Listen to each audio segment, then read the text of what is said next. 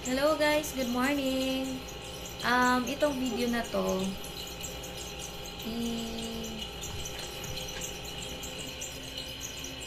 i-save ko lang po to, no, kung ano po yung steps paano mag-apply sa agency as domestic helper sa Hong Kong.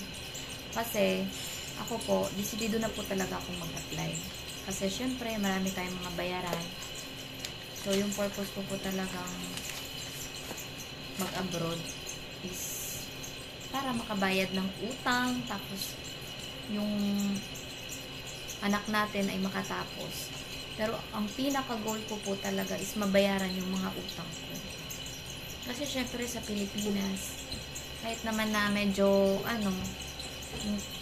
malaki-laking sahod, pero hindi pa rin po sasapat sa mahal po ng bilihin.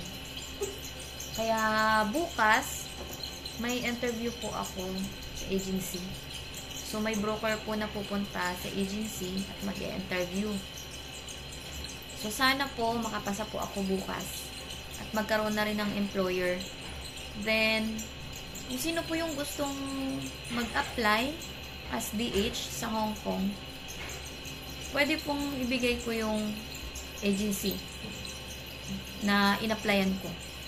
Then, update ko po kayo kung anong balita sa interview ko bukas. Bye!